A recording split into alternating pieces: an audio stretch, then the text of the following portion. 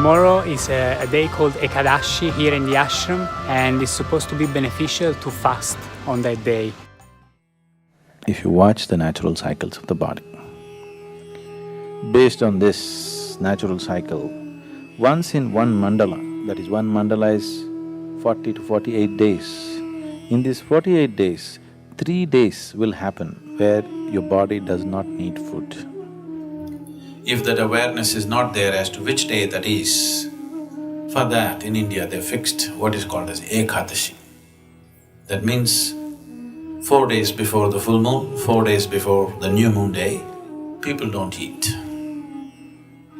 They wake up in the morning, no breakfast, no lunch, only after the sun sets they eat one meal. This is just to allow the system to realign itself. If you give this break, it's very, very good for your health and your body, the way it functions, because the system needs that time to adjust itself. Everyday food, it's a lot of hard work for the body. Give it a little break. So, what is its spiritual significance? Because it's a cleansing. If your system is not vibrant, you won't feel like doing anything spiritual. You're feeling lethargic. For a meditator, the biggest enemy is sleep. To sit here with eyes closed and fully alert takes something else. For most people, if they close their eyes, it's sleep. So to sit here and to be very alert with the eyes closed takes a certain level of vibrance in the body. So to create this vibrance, we observe how to eat, what to do, how much to eat, all these things. It is not spiritual, but it is providing the right kind of body. So in that context, fasting here and there, giving the body a break to recover itself, recover its vibrance, not become lethargic with food, is important. The ideal break between one meal and the next meal is 8 hours always. If 8 hours is not possible for you, minimum 5 hours break is needed. You must feel a certain sense of hunger before you eat. Before you feel hungry, if you put food into the system will become lethargic. It will not know vibrance. So, human vibrance can be in various levels, many different dimensions. It can carry you to completely different dimensions of experience and living. So, keeping the body well is a fundamental requirement. Somehow on this day, I feel that the need for food is not as much as it is on other days. So, reducing the food intake definitely helps to clean the system, and it also gives rest to the digestive system. So we fast for 24 hours and break the fast in the night with a particular kind of meal which is more gentle on the system, made up of kanji, papaya, chutney and cooked vegetables.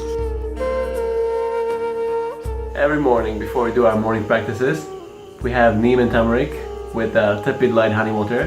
Now Sadhguru says this has a lot of medicinal benefits and is very supportive for yogic sadhana.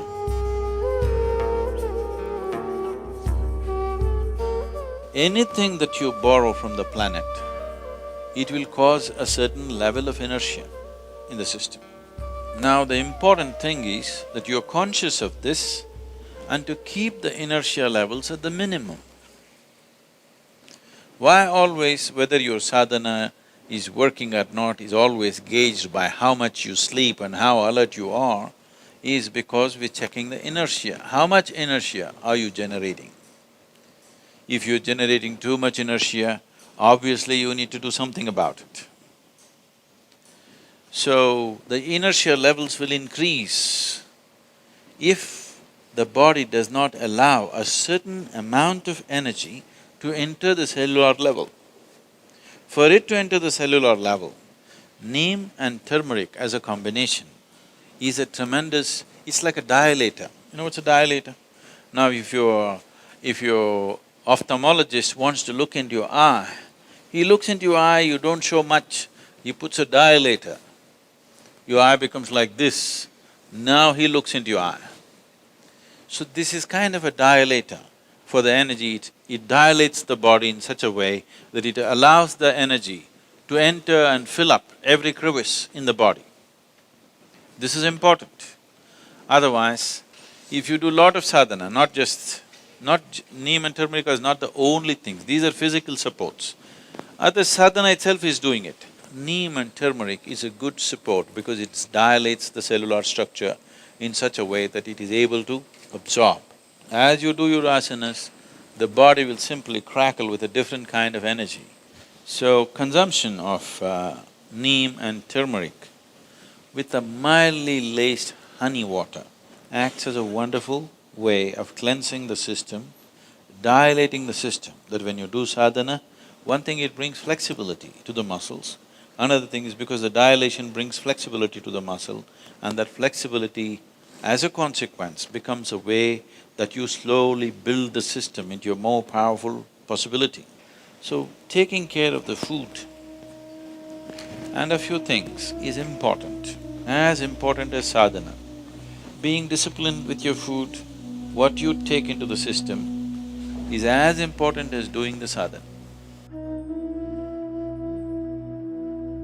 The idea is, if you take this neem and turmeric combination early in the morning and drink something warm, it cleanses the stomach in a big way. If there are any minor infections in your stomach, it'll go away. And it also kills the cancerous cells in the body. When I say cancerous cells, it is not that you must be diagnosed as having cancer. All our bodies have cancerous cells. Only when this percentage of cancerous cells goes beyond a certain percentage, only then it becomes a disease. Otherwise, every one of our body has cancerous cells, and how many of them are there decides your health status in many ways.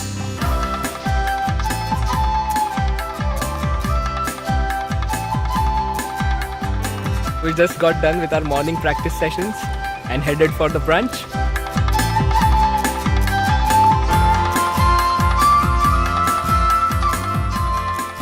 The way that we sit in the hall is we sit cross-legged and we eat with our hands. By eating with the hands, you really create that connection with your food before it even goes into your mouth. Another aspect of how we eat in the hall is we eat in silence. It really helps you be more conscious and aware. And why this is important is because I've become more aware of how my body is while I'm eating. In situations back at home or watching TV while eating, you put your hand into the bag of chips and all of a sudden there's no more chips left. But when you eat this way, consciously, you can better feel the sensations in your body and to know when to stop. Here at the ashram we have 2 meals a day. After introducing this diet, I've seen some changes in the way I do my practices.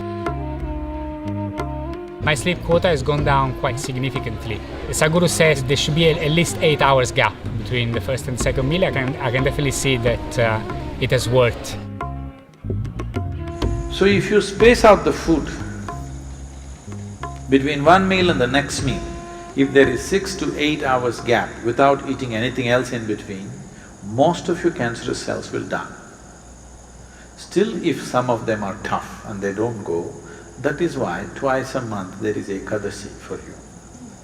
Now, huge studies are being made and they are saying the same thing, that if you just fast for a period of time, fasting does not mean 8 days, 15 days and killing yourself.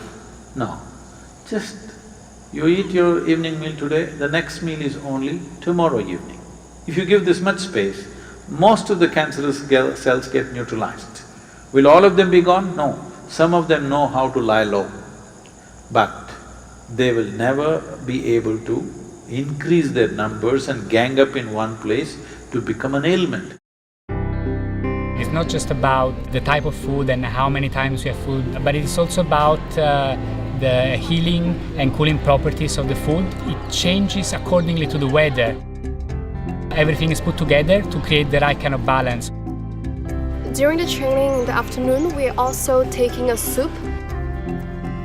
In the afternoons, they will give you what is here locally called as kollu, and the English came here and named it as the horse gram. So horse gram soup they will give you in the afternoon. You drink horse gram soup, and horse gram is one among the lentils. It is the most protein-rich lentil found on the planet.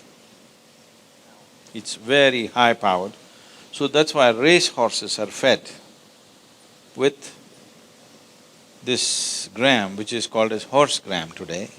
Now, this will increase heat in the body. From my experience of taking this during this training, I would say that I never get sick like fever, cold. I can better tell what my body needs. Sometimes I feel like eating more raw food. Depending on how much energy I've exerted, I'm able to tell better because I'm eating in this conscious manner. I've definitely never enjoyed eating food this much. It's definitely a different way of eating.